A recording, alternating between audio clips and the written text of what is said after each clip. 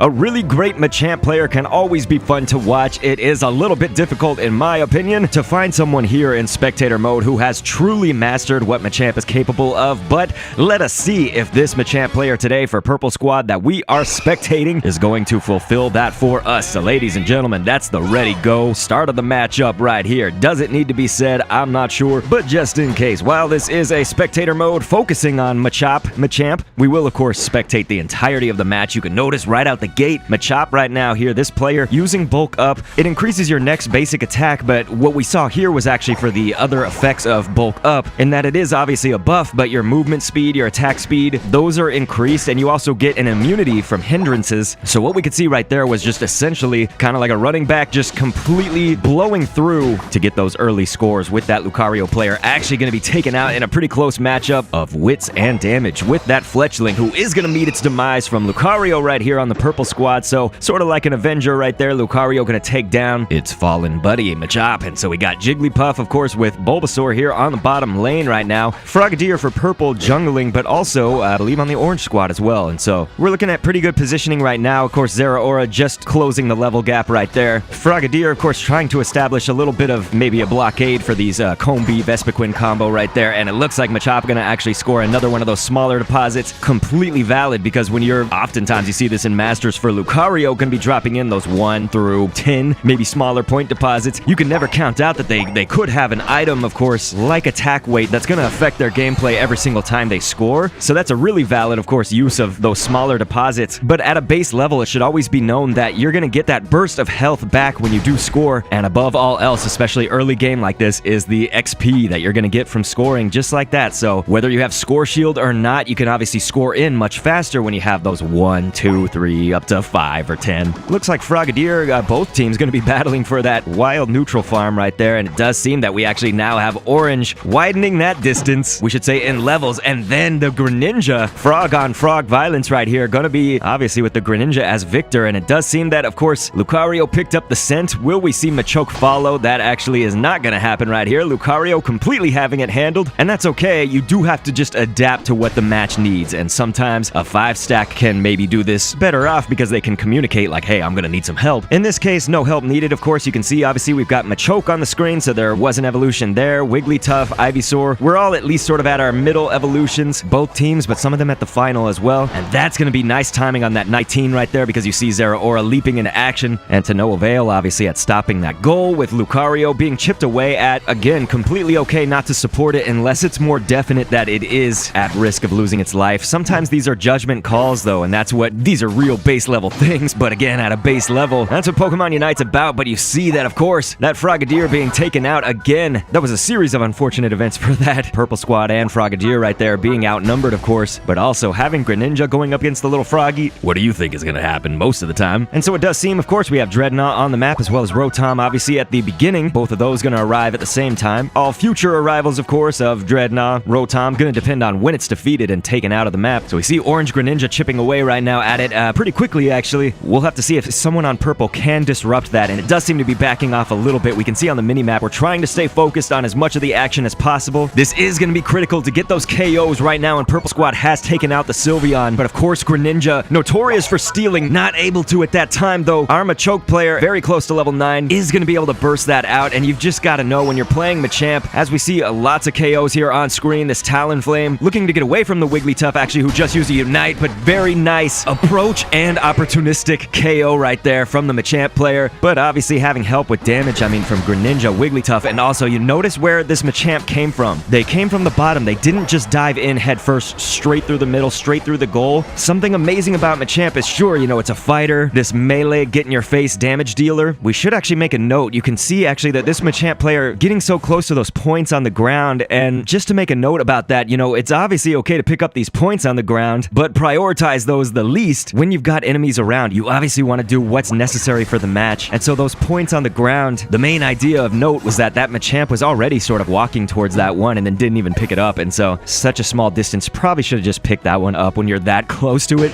These are little things, so this is not dire. We're obviously now past the beginning stages of the match. You know, we're out of early game and into the mid. We can see that, of course, this will be a confirmation that Machamp right here, our player, has chosen Dynamic Punch. I believe pairing that up with Close Combat, and that's typically what you would do if you're pairing pairing those moves up. Some people go for a build with cross-chop submission. I could actually see validity to both of those, as we see a close combat then being boosted into that Unite, which is the barrage blow right here. Very, very deadly, because you're just getting the enemy caught up in so many punches. I mean, imagine close combat being very similar to your Unite move, but then just adding that in and bursting down with so many punches, you really leave the enemy overwhelmed. And sadly, of course, it's already passed, but speaking of being overwhelmed, that Machamp was sort of in dangerous territory once Talonflame really did enter the fray from the orange squad. Unfortunately, not enough purples really close by to back him up, and Machamp, that's the danger. This is good timing, because we were just earlier speaking about, more so about the early game. Wow, Venusaur with Solar Beam, actually. We don't see that as much anymore, but here we go. I mean, purple Solar Beam actually able to get that KO from the obvious long distance that provides. While we mentioned not diving in head first, we obviously can't ignore that Machamp's moveset really sets him up to be immune to hindrances, and so that does provide you an opportunity to obviously charge in, kind of guns blazing right here. Wigglytuff going to be using that roll out as an escape, as of course our Machamp player is right now taking down that Dreadnought. We're seeing Greninja is in that grass. We may need to keep our eyes on that. I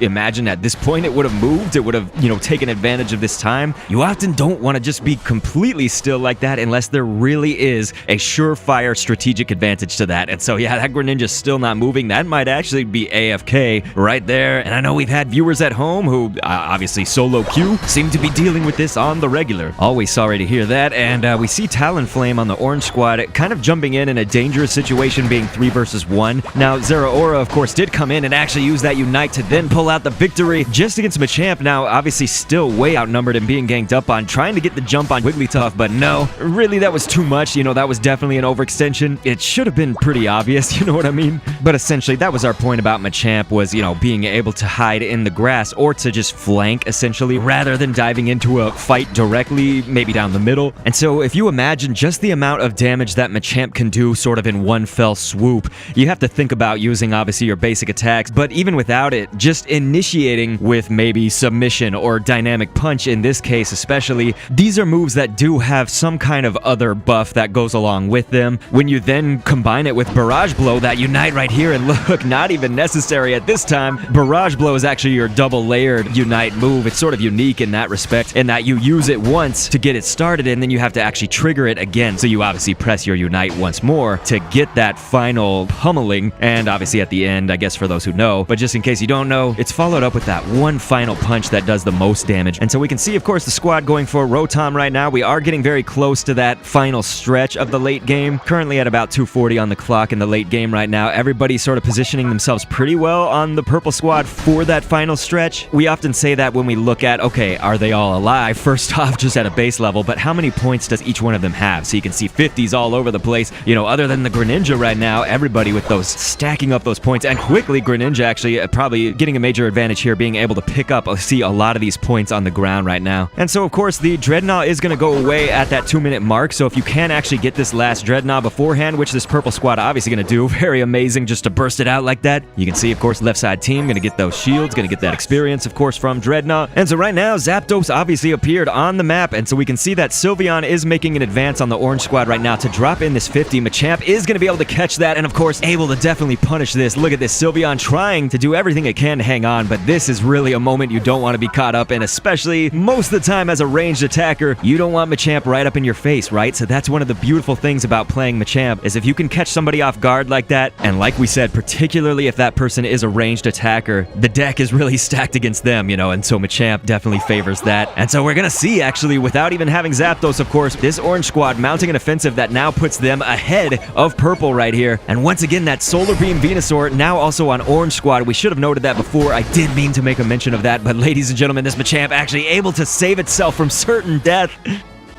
And as we're watching that, we can see that Orange has now taken the Zapdos. This really might stack the match to now officially go to right side team, man. Some of the purples here trying to hold them off in that choke point, which is obviously the entry now to basically whichever lane they choose to go in. You can see Talonflame and Venusaur now going to drop in hundos right there at that final goal, and the purple squad may be able to stop Sylveon right there, but we also see, of course, on the top, Zeraora dropping in a 100. That is definitely unfortunate for the purple squad, who is going to surrender. I can't can't believe it. I mean, it can definitely happen that fast, but we all did see that orange squad able to turn the tides very late in this game. If it hasn't been stated too many times before, the challenge with spectator mode is that when you go in for the top ranked players, it is just flooded with Lucario, Greninja, Zeraora, Sylveon lately, really a lot of the same Pokemon, and so getting a good match that's not against bots for a Pokemon like Machamp, Gengar, one of these others that are less often played, it's an extreme challenge. And so we're still going to try to get you other matches with much more pivotal, let's say Machamp, any other commentaries that we've done of the less played characters, but please realize that that is a great challenge to our mission of just bringing you some great matches of less often played Pokemon as well. But definitely not a failure here, still a good match, and why not see some other amazing matches by clicking the end screens on screen if you have annotations on, and thank you so much for viewing.